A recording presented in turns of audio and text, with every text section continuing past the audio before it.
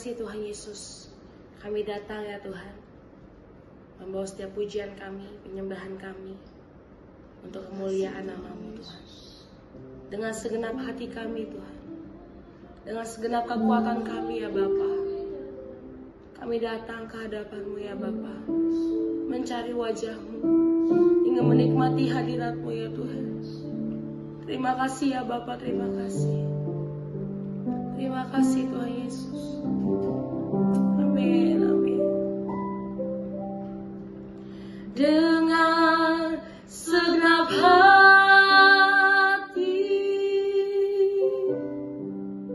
dengan segenap jiwa, dengan kekuatanku, dengan kekuatanku, kami sembah Engkau Tuhan. Ku sembah Tuhan dalam kekudusan-Mu ya Bapa Allah.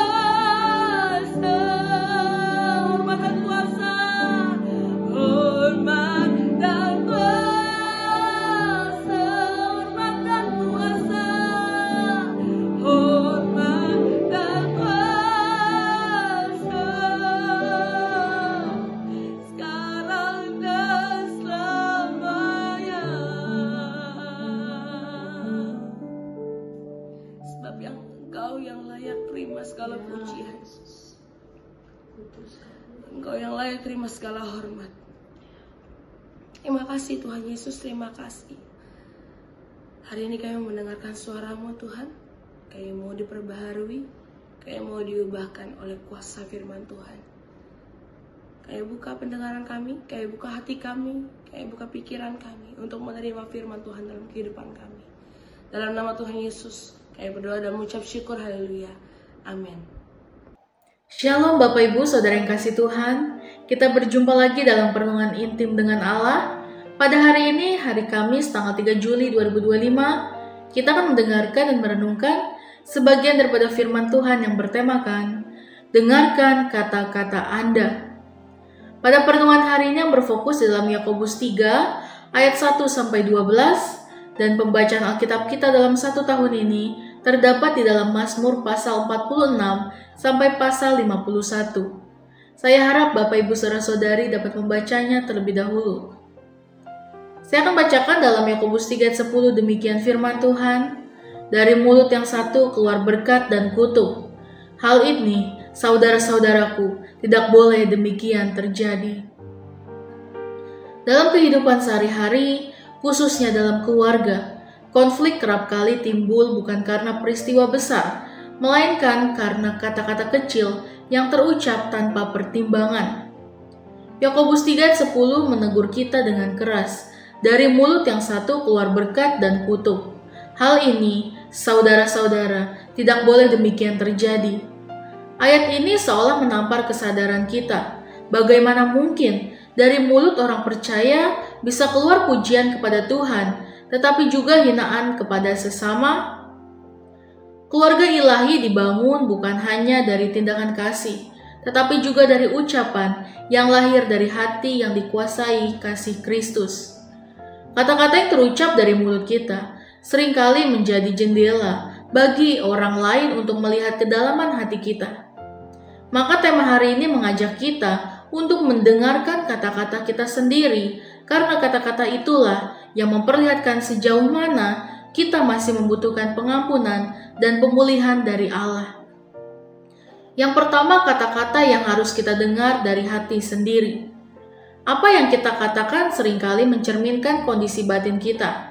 Yesus berkata dalam Lukas 6 ayat 45, karena yang diucapkan mulutnya meluap dari hatinya. Bila kita penuh dengan luka, kekecewaan, kemarahan, atau kesombongan, maka semua itu akan tercermin dalam ucapan kita. Maka kita perlu mendengarkan kata-kata kita sendiri sebagai cermin rohani. Apakah kata-kata kita memuliakan Tuhan atau justru mencemarkan kasih-Nya? Mendengarkan hati berarti menyadari bahwa kita memiliki kebutuhan akan pemulihan.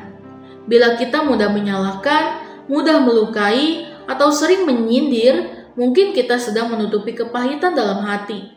Kata-kata kita mengekspos kedalaman kebutuhan kita akan kasih dan pengampunan Allah. Oleh sebab itu, Mazmur 139 ayat 23-24 menjadi doa penting. Selidiki aku, ya Allah, dan kenallah hatiku, ujilah aku, dan kenallah pikiran-pikiranku. Lalu yang kedua, hal-hal yang harus dihindari terkait penggunaan lidah dalam Yakobus 3 ayat 1-12. Yakobus menegaskan bahwa lidah itu kecil tetapi penuh kuasa, bahkan dapat menjadi api yang membakar dalam ayat yang ke-6. Kita perlu mengenali dan menghindari jenis-jenis ucapan yang bisa menghancurkan hubungan dalam keluarga dan jemaat. Yang pertama itu ucapan kutuk dan kebencian. Ini yang paling ditekankan dalam ayat 9-10. Kita tidak bisa memberkati Tuhan dan mengutuki sesama dalam waktu yang bersamaan. Itu adalah kemunafikan rohani. Lalu yang kedua, perkataan kasar dan menyakitkan. Amsal 12 ayat 18 berkata, ada orang yang lancang mulutnya seperti tikaman pedang, tetapi lidah orang bijak mendatangkan kesembuhan. Kata-kata kasar menorehkan luka yang lama sembuhnya. Lalu yang ketiga, gosip dan fitnah. Dalam Amsal 16 ayat 28 mengingatkan bahwa seorang pemfitnah menceraikan sahabat yang karib. Ucapan seperti ini bukan hanya menghancurkan orang lain, tetapi juga menghancurkan reputasi kita sendiri. Lalu yang terakhir, ucapan kosong atau berbohong. Dalam Efesus 4 ayat 25, Paulus menasihatkan untuk membuang dusta dan berkata benar seorang kepada yang lain. Hal yang ketiga yaitu hal-hal yang harus dilakukan agar lidah kita berkenan kepada Tuhan. Sebagai orang percaya, kita dipanggil untuk memakai lidah kita sebagai alat untuk menyatakan kemuliaan Allah dan membangun sesama. Yang pertama, gunakan perkataan untuk membangun dan menguatkan. Dalam Efesus 4 ayat 29 berkata, "Jangan ada perkataan kotor keluar dari mulutmu, tetapi pakailah perkataan yang baik untuk membangun, di mana perlu, supaya mereka yang mendengarnya beroleh kasih karunia." Lalu yang kedua, latih lidah untuk memuji Tuhan dan menyatakan kebenaran. Dalam Mazmur 34 ayat 1 mengatakan, pemazmur berkata, "Aku hendak memuji Tuhan pada segala waktu, puji-pujian kepadanya tetap di dalam mulutku." Lalu yang ketiga, berdoa meminta hikmat sebelum berbicara. Dalam Yakobus 1 ayat 5 mengajarkan kita untuk meminta hikmat dari Allah agar kita mampu bertindak dan berbicara dengan bijaksana. Lalu yang terakhir, penuhi hati dengan firman dan Roh Kudus. Bila hati dipenuhi oleh firman dan kasih Tuhan, maka lidah akan mengalirkan berkat, bukan kutuk. Refleksi kita pada hari ini, apakah hari ini kita sudah mendengarkan kata-kata kita sendiri? Apakah yang keluar dari mulut kita kepada pasangan, anak, orang tua, atau sesama jemaat? Apakah kata-kata itu membangun atau justru melukai? Bila dari mulut yang sama kita memuji Tuhan di hari Minggu, tetapi mencela pasangan atau anak di hari Senin, maka seperti kata Yakobus, hal ini tidak boleh demikian terjadi. Amin. Mari kita sama-sama berdoa. Bapa yang baik, terima kasih Tuhan Yesus untuk perenungan pada hari ini ya Bapa. Terima kasih ya Tuhan, biarlah Tuhan Engkau yang mengatur segala kehidupan kami ya Bapa. Biarlah lidah bibir kami ya Bapa dan perlakuan kami itu yang seturut dengan kehendak-Mu ya Bapa. Tidak ada kata-kata yang menyakiti orang lain ya Bapa. Biarlah kata-kata yang kami keluarkan dari mulut kami ya Bapa, itu semuanya kata-kata untuk yang memberkati. Terima kasih ya Tuhan. Biarlah hidup kami selalu seturut dengan kehendak-Mu. Biar kehendak-Mu yang terjadi bagi setiap kami. Terima kasih Tuhan. Tutup bungkus dalam kuasa darah-Mu setiap kehidupan kami.